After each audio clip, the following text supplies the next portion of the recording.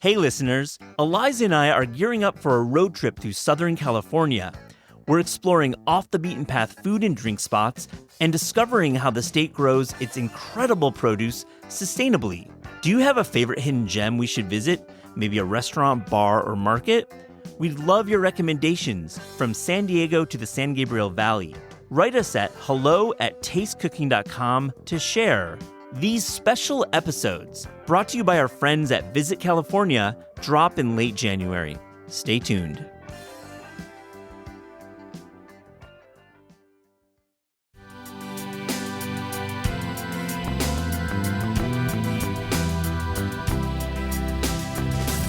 For restaurants, and I was talking to Jeremiah Stone at Bar Contra, he was like, this is a business decision for us. Every ounce of food, every dollar of food we waste hits our P&L. Yes, there's an environmental impact, but there's a economic and financial impact of wasting food. This is Taste. I'm your host, Eliza Barbanel. Harry Tannenbaum is the co-founder and president of Mill, a tech company aiming to reduce food waste with a kitchen food recycler that turns scraps into nutrient-rich grounds.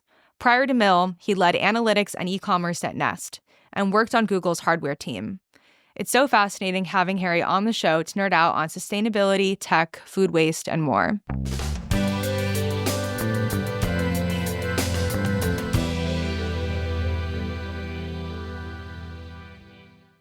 Harry Tannenbaum, this is Taste. Thank you for coming on the podcast. Super happy to be here. So we're here to talk today about Mill, and I'm wondering if you could just give a brief overview of what Mill is and does for somebody who's unfamiliar to start.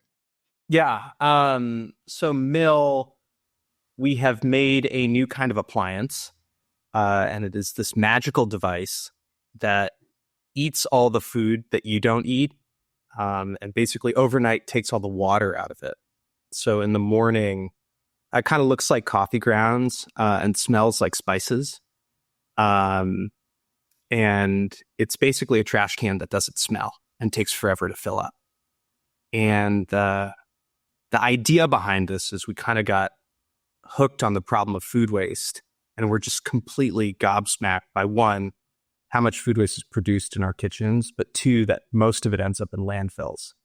And by creating this awesome kitchen experience, we also have the ability to get food that isn't eaten at home and restaurants and offices back to farms. Yeah, I think that's a great overview. And I've noticed that in a lot of the language on the website, you call Mill like a food recycler. Is there a reason why you didn't go for a composter? Because it is essentially like a version of composting that you're doing, right? Okay, this is a good question. So, Let's nerd out. Yeah. Yeah, let's get into it. Okay, so can we just start? Can I just talk about food waste for a second, then I'll get to the Yeah, of course. Okay, just to ground ourselves, this is crazy. 40% of the food produced for human consumption goes to waste, which is just like the mind-blowing thing. It's like 5 bags of groceries from the grocery store, and you just leave 2 in the parking lot. And food, and the entry point to this for me was, like, I had no idea food was the biggest thing in the landfill. It's like the most common species of stuff in the landfill is food. And that just felt like really messed up. But kind of the way the system works today is we take food, we put it in a diesel truck, and we bury it in the ground, and it turns into poison in the form of methane gas. Okay, so now let's talk about like what food is and what compost is. So food can turn into compost over time if it is digested aerobically by microbes. And basically, if you have a compost pile in your backyard, put food in there, put some bulking agents in there to keep it fluffy and keep it airful, and microbes will turn it into a nutrient-rich soil amendment. What we do with Mill is we dehydrate food. So there's no microbial digestion happening. It is just dewatering the material. And the reason for that is you can't really make compost overnight. We've tried.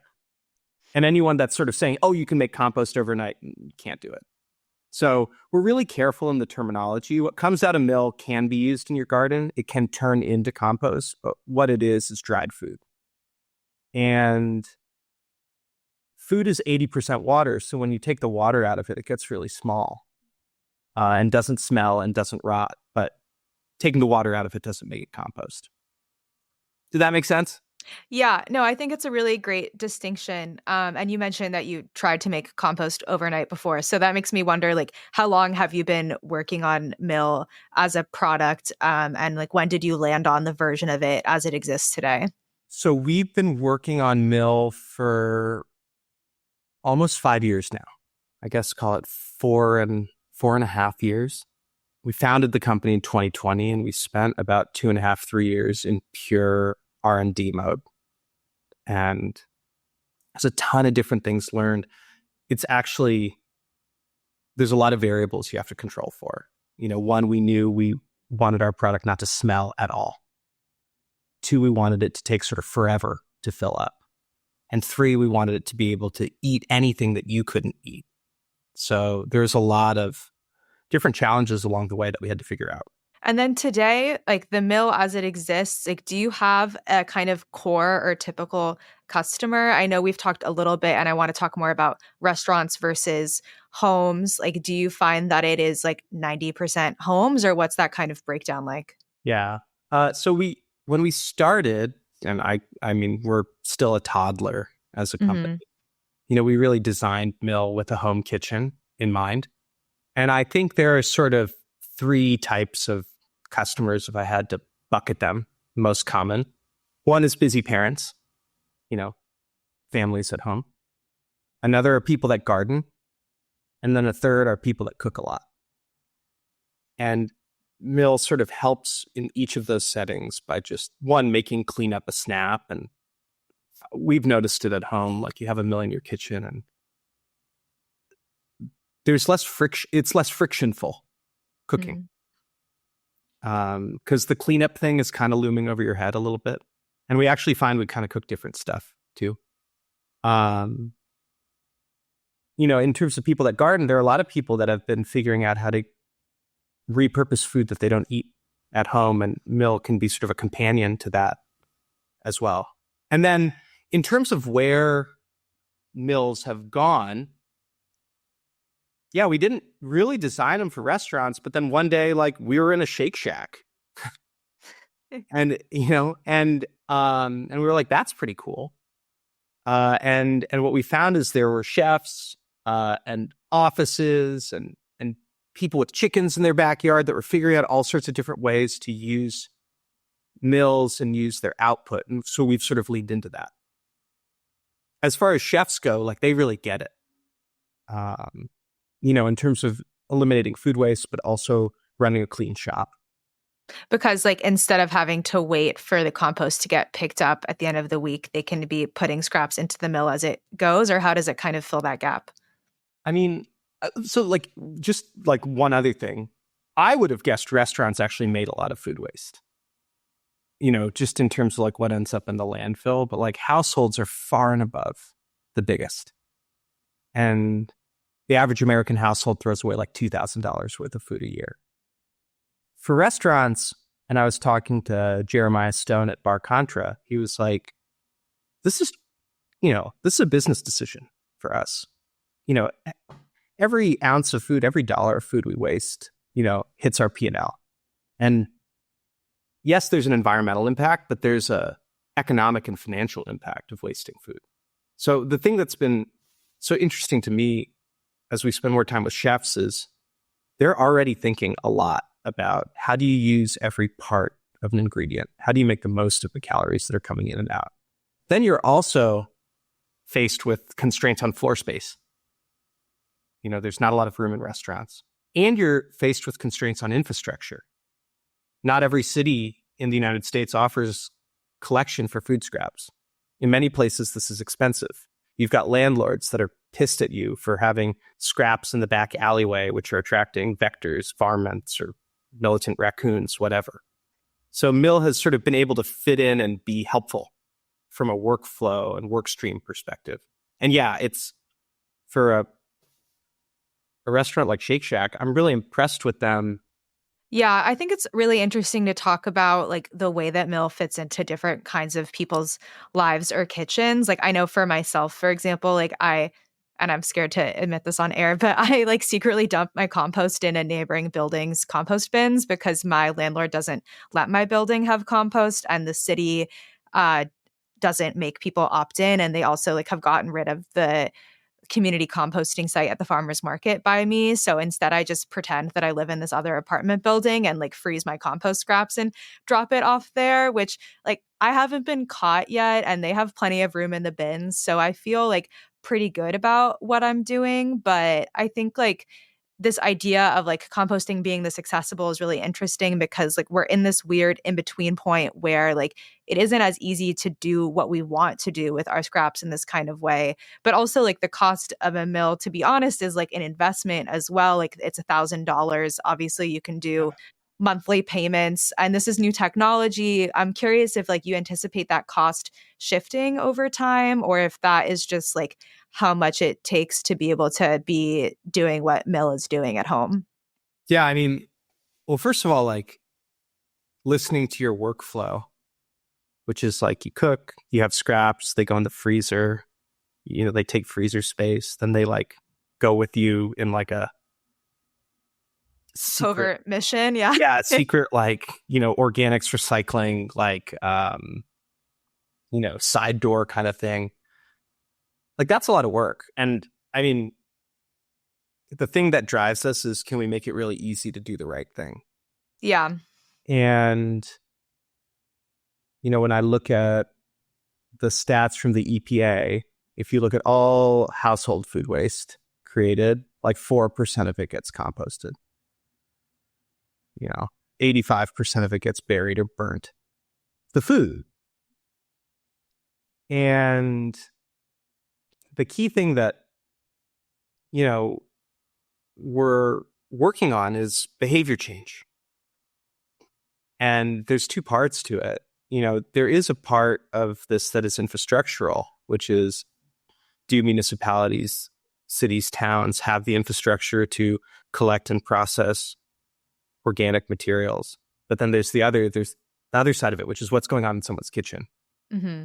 You know, and there's like this moment in time cutting board decision, which is the food going into a garbage can or is it going, you know, on a pathway to be recycled and reintegrated in the food system? Cost is something we think about a lot. And yeah, it's, you know, it's a thing with new technology that cost is high at the beginning. Mm-hmm. Solar panels, you know, over time, if you look at the cost of solar energy over the last 30 years, it's come down, down, down, down, down. And cost for mill will decrease over time as we make more of them and get more of them in the world, just as quantities go up. But I think the thing that's really cool is that cost per mill will also come down as the economic benefits of it are recognized. And this is something that we really saw happen at our last company, which was Nest. We made thermostats. Thermostats are like another pretty unsexy thing. And, you know, when we launched the Nest thermostat, you know, $250 for a thermostat is kind of like an eye-watering thing. But like a couple things happened over time. One, that price came down to $99 over time. You know, there are lower cost versions. And two, the utility companies started recognizing the value of this infrastructure on their grid. And you could apply energy efficiency dollars towards it. Or there are market failures, momentary spikes and troughs of electricity demand that could be avoided with thermostats. And now you can get a rebate from your utility provider across the country. And for most folks, you can get Nest thermostat for free if you sort of look for it and apply for it. I think that's where this goes over the long term. But in the beginning phase, the individuals that adopt mills are actually great proof points in that journey towards systems change. Yeah, I've read you talk a little bit about this before, about how like the data that Mill provides, you've seen translate into fewer food waste. Can you talk a little bit more about that? Yeah, there's sort of two sides of economic savings. So one is what's happening in people's kitchens. we've at this point amassed like 3.5 million days worth of data in terms of like food waste behavior in kitchens. And there's like there's nothing to do with this data other than learn from it. There's no one who's like, I'd like to acquire that food waste data to do stuff. Yeah, the FBI is like tapped into everyone's compost bins. Totally. Yeah. They're tracking you down for, they know somebody's been depositing. You had 5 banana peels instead of 2. Who's over at your house? Yeah. What's going on? So we have this really large data set. And what we noticed when we looked at it is that people keep using their mills, and they get open regularly. About a pound of scraps goes into a mill per day in a household, which is a lot if you think about it, like 360 pounds of food scraps a year. But over the first 4 months, what we see is that usage stays about the same. But by about month 2 and 3, we see that the amount of material that goes in decreases by about 20%. And we ask customers, like, what's going on? And first of all, 60% of people that have a mill say, since I got a mill, I actually am surprised by just how much food waste we make. We make more than I thought we did. And then about 40% of people separately are like, having a mill is actually reducing the amount of food waste we make. And we ask them, like, okay, how? And they say, we're cooking differently and we're shopping differently. And I've actually experienced this. Like, for me, it was the Persian cucumbers. You can get them in like a little bag from Trader Joe's. And there were like a couple instances where they had gone kind of slimy and weird. And I found myself like dumping a whole bag of those into a mill. And we were like, okay, we got to like change up our shopping game here. And the average number is it's $2,000 worth of food thrown away per household per year. So if we can decrease that by 20%, that's $400 a year in savings. So, Harry, beyond the kind of household savings, are there any other learnings that you're seeing on this data side as well? Yeah, I think the other set of learnings are sort of, the word to use would be around participation. And this results in municipal savings. So, you can go to mill.com and get a mill for your house and try it out. But long term, we're really excited about partnering with cities. And over the last year, we did a pilot with a city in Washington State, Tacoma, Washington. And the interesting thing about Tacoma is, for a bunch of cities across the U.S., they are starting to introduce the idea of curbside collection for food scraps. And right now, about 15% of the U.S. has that. In the other 85% of cities, there's no municipally provided pathway to recycle organics, and most of it ends up in the garbage. So Tacoma was a city that had, back in 2012, introduced curbside collection for organics. And what they found is that in 2015, 3 years later, still 30% of the garbage can was food. And when they looked at their green cart, only about 4% of it was food. The rest was yard. So we did this pilot where we put mills into about 100 households. And what we found was that the households with mills separated out and diverted 10 times as much material than the average Tacoma household. And like, the delta there is the ick factor, or the level of work required, to sort out scraps. Just mill made it easier. But the thing that's exciting for the city of Tacoma is, it's really expensive for them to get these tons diverted otherwise. So the conversation there has been, how can mill be integrated into the rate structure? And Lewis Griffith, who runs solid waste in Tacoma, was recently quoted in the Wall Street Journal saying, most people in Tacoma have a 60-gallon garbage cart. It would be great to be able to downgrade people to a 30-gallon garbage cart and give them a mill for the same price. So you basically get a mill for free. And what's neato is that like half of the people in that study had never participated in composting before. So it's like, can we get more people participating, quantity, and increase the quality of that participation? Well, the savings bit of this is cool too. It's, if a quarter of our garbage trucks are filled with food and 80% of that food is water, if we can stop hauling around so much water, there's economic savings to the whole waste grid there.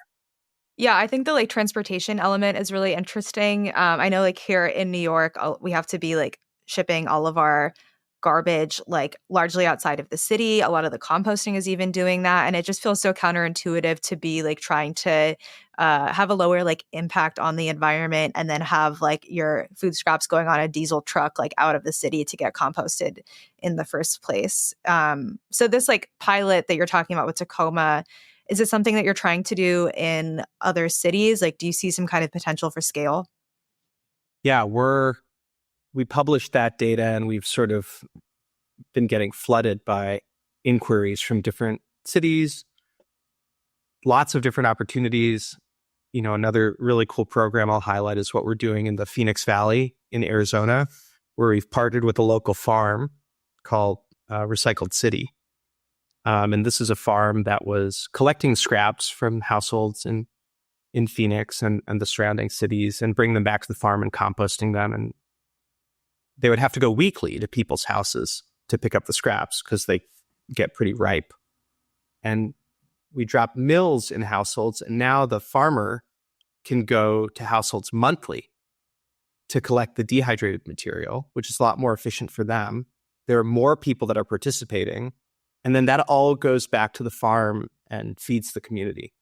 And actually, what we have set up there is you send your grounds that come out of mill back to the farm, and you get vegetables from the farm in return. And this is a market where there's no municipal infrastructure for composting, but this distributed infrastructure in homes is enabling that.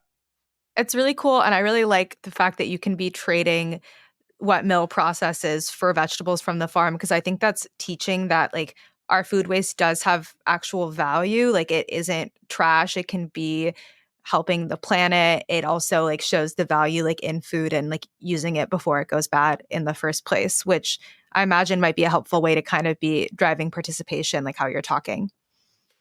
Yeah, I mean, I got totally messed up by this problem, and now I kind of can't go anywhere without seeing waste.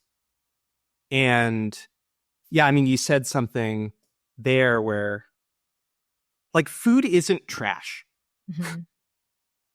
And the next airport you're in, I encourage you to look at the garbage cans, and they have often pictographic icons on them. There's garbage, recycling, and maybe they'll have a compost bin in some airports. But the in San many Francisco one is the only one I've ever been to that has a compost in the airport, and I remember this because it was so unusual to see. Yeah, and you go through an airport and it says garbage, and then on the garbage label there's a picture of a sandwich, and it's no, it's not garbage. And we are even hesitant to ever use the term food waste when we talk about what we're doing, because what we're taking is food and we're keeping it as food. If you're interested in further geeking out on the concept of waste, waste is really about mixing. If you have batteries or glass or even Christmas tree lights, these things can be recycled. You can make more Christmas tree lights out of Christmas tree lights. But the second they get commingled with altogether food and batteries and Christmas tree lights, and then now you have waste. So yeah, I think the thing that's so exciting about this is food doesn't actually ever have to become food waste. It can just stay as food. And there's so much care and energy and beauty and awesomeness that goes into food. It just feels criminal that it turns into methane that's cooking the planet. Yeah. Or fruit flies that are invading the kitchen. Yeah. I mean, I think for me as a New Yorker, part of it is that I care a lot about food, and I want to be keeping food in the system, but also I don't want pests in my kitchen. This is why I freeze my scraps also, is that it's just the least smelly, easiest way. And luckily I happen to live very close to a building whose compost bins I use, but like not everybody has that option as well. We care about climate. Like that's, if I'm speaking about the employee base at Mill, like that's why we're working on this problem. But like that does not sell. For this to make sense to an individual, we need to relieve pain in the kitchen. It needs to be, and that's why it took us 3 years working on it. It needs to not smell at all. It needs to, for me and my wife, Rachel, our meal takes a month to fill up, and needs to take everything. And then for a city, it needs to make economic sense. We can't rely on like, hey, I want to do the right thing for the planet to get us there. We need, if we're going to decarbonize the economy, we need new systems. And if we're going to replace an old system with a new system, it needs to be better, faster, cheaper. So like, we're driven by figuring out how to make something better versus make something greener. Definitely. I want to talk to you a little bit about this Zero Waste Restaurant Week that we were talking about a little bit at the beginning. So this is, I think, the first time that you've done this before. Here in New York, there was a really impressive lineup of restaurants like Karima that you mentioned and Bar Contra, Winsun, that all were making a low waste dish and then also using the Mill composter or the Mill recycler for the full week. I got it. How did your team like go about choosing the restaurants, and like how did you see this as kind of like uplifting Mill's mission overall? We reached out to chefs who had, I think, generally been like vocal about reducing food waste or had talked about local food systems, regenerative agriculture. And that was our initial outreach. And we hoped we would get like 3 or 4 bites. And we ended up going out with a lineup of 12 restaurants across New York, which were just awesome, from, people like Fidel Caballero at Karima to Jeremiah Stone at Bar Contra to Dan Kluger. It was an awesome response. And I think in retrospect, like the reason for it is that chefs get it. And that in a lot of these restaurants, they've been working hard to minimize food waste, both from a economic, from a cleanliness and mess standpoint, and from an environmental standpoint already. So Mill was kind of a natural fit in. And they were excited to use their platform and their plates to help people think more about it. And through the week, all the restaurants produced dishes. They committed to producing zero food waste over the week, but produced dishes that highlighted how you could sort of use all parts of what you grew or caught, etc., across a menu. Yeah, and then do they all get to keep the Mill afterwards? Yeah, they're keeping them. We've heard That's a good. mix. We've heard a mix of things. There are some restaurants where like the mills are just there, and are going to be there. There are some other restaurants where the chefs have taken them home, which that's cool with us too. But yeah, I mean, to use an example, the Oberon group, Rodora and Rucola and Anais and June, all those restaurants have mills installed, and all the material, all the food scraps that are being generated at those restaurants, even before Restaurant Week, were getting milled and reintroduced to the local food system. Yeah, I live close to Rodora, and when they first opened, they had this whole zero waste mission that even went down to like the tin fish that they were serving in the restaurant and having it be in a kind of tin that they could recycle from or something like that. And I think that was interesting to me as a food person to look at this lineup of restaurants, is that some of them immediately off the bat, I was like, yes, obviously Rodora would be a part of this because it's been so core to their mission. And then for others, like, maybe it is core to their mission to be low waste just because that's how you run a good business, but it maybe isn't something that was being highlighted in that kind of way before. And I'm curious, like you were in New York, you were eating at a lot of these restaurants. Did you have any dishes or experiences in the restaurant that you felt were like a really good embodiment of what you hoped the week would be? Yeah, I mean, actually, I haven't mentioned this, but I got to go out to Winsun in sort of East Williamsburg, which is a Taiwanese restaurant. And I think the coolest thing about that restaurant, not necessarily related to Restaurant Week, etc., was just seeing a restaurant that was so perfectly apportioning dishes to table size. We were a party of 8, and like the way the menu is designed and the way even like the ordering and flow of the meal went was that like there wasn't a scrap left on the table. And I think it was like the exact right amount of dumplings and like the exact right amount of cucumbers. And that was just, it was a cool feeling to see plates go off the table just completely clean. And maybe that's the secret to food waste. We just need to make just all the food taste like that, and then everything will get eaten. But I think part of it was menu design and the flow of the meal as well that meant that everything got eaten. Yeah, and also, like you said, you're with a group of 8. Like Winsun to me is really a celebration, like big group restaurant. They have a ton of big tables with the turntables that you load the food up and it goes around. And I think what you're noticing makes a lot of sense to me, that like the whole restaurant mission would be kind of aligned with that. Yeah. And then, I mean, the meal at Karima was really memorable. They had a hamachi crudo, but also the collar on the menu. And then the bones were cooked down into a stock that was used, in a dressing. And like, it felt really good that, every part of the fish was celebrated throughout the menu, but not kind of like in an in-your-face way. And, there's so much thought and artistry that goes into that.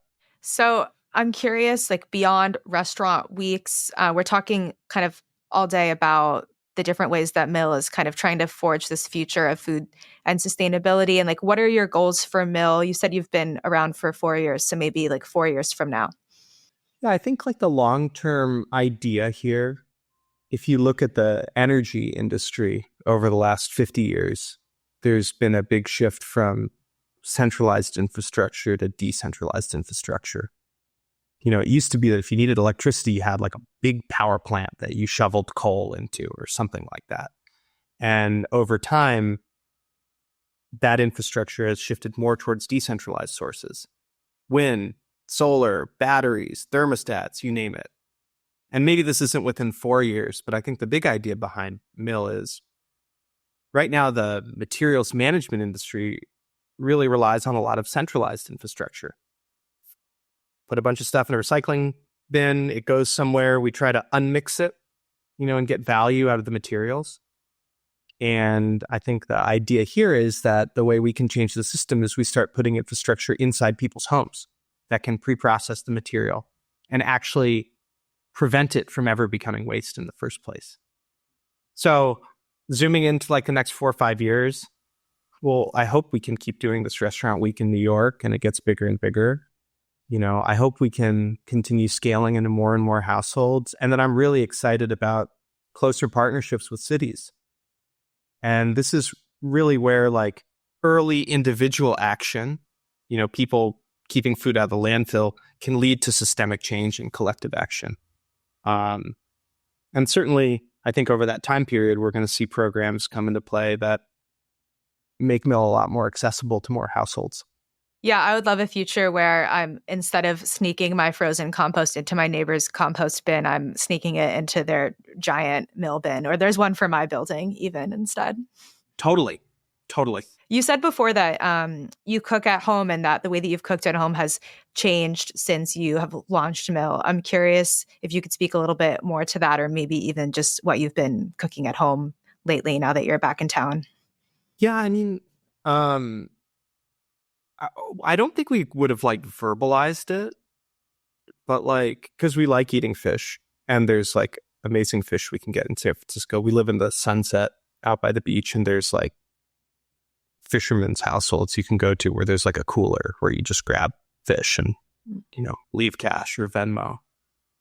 But yeah, like in a pre-mill era, like the fish carcass in our house was, it was a drag, and it wasn't really like, even just the cleanup of it. We weren't like, oh, we're cooking more fish is I guess what I'd say, and like it's, the bones, etc., just like go into Mill and like there's no smell or cleanup or worry about it. And I think like that has been a small thing that is making us feel really unburdened by ick. I love that. And to close today, I want to play a little rapid fire taste check game with you. So I'll give you a category and you just tell me the first answer that comes into your head. Okay. Okay. Favorite San Francisco restaurant? Routier. It's in the Fillmore. Chef is JP Carmona. It's French. It's relaxed. It's calming, and amazing. Your favorite San Francisco bakery? Day Moon Bakery in the Sunset. Killer baguettes, and they also do sandwiches while supplies last. Your go-to late night snack? Chicken quesadillas, with hopefully chicken that was grilled from a barbecue earlier. Tortillas from La Palma, Mexicatessen. Yeah. The maybe most surprising thing that a mill can break down and process? The most interesting thing I have seen a mill consume on spec, I actually think it's the super high water content stuff. Yeah. That's craziest. So food on average is 80% water, but a watermelon rind is 98% water. So you could have a mill filled with watermelon rinds and you come back and there is just a centimeter of material in the product afterwards. That's really cool. But I would say the most satisfying is you put a whole turkey carcass in there and then you come back and it's just gone. Okay. A now closed restaurant that you wish you could bring back from the dead? There's a restaurant north of San Francisco in West Marin called Sur and Star in a little town called Olima that had 50 residents. And it was this super transportative place. All the food came from within 50 miles from the restaurant, and all candlelit with tree branches and stuff all over the place, and not a phone in sight.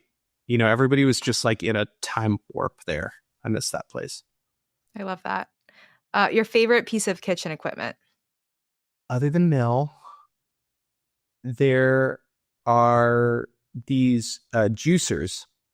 You can get them on eBay called Juice-O-Math hand juicers. And they're perfect for you slice a grapefruit in half and you can put a glass below it with ice and Tito's vodka and just make the perfect Greyhound in one motion. And I find that they make just the best grapefruit juice or orange juice. I love that. Okay. And finally, a fictional food scene from a movie or a book or something that you wish you could eat in real life. Do you ask this to everyone? Yeah, I do. Okay. So does that stress you out? No, I can you just tell me? I if everybody said, well, no, I mean, so what comes to mind is like Willy Wonka, Ooh. Going to the factory and having the full. I envision myself as a child doing it, but having the full Snosberry experience and hopefully not getting blown to smithereens. Yeah. Does that come up? Honestly, not as much as one would think. I think it's a great answer. And it reminds me of, I think it's in the book. I don't even know if it's in the movie. They have the full dinner gobstopper. Do you know what I'm talking about? Yeah.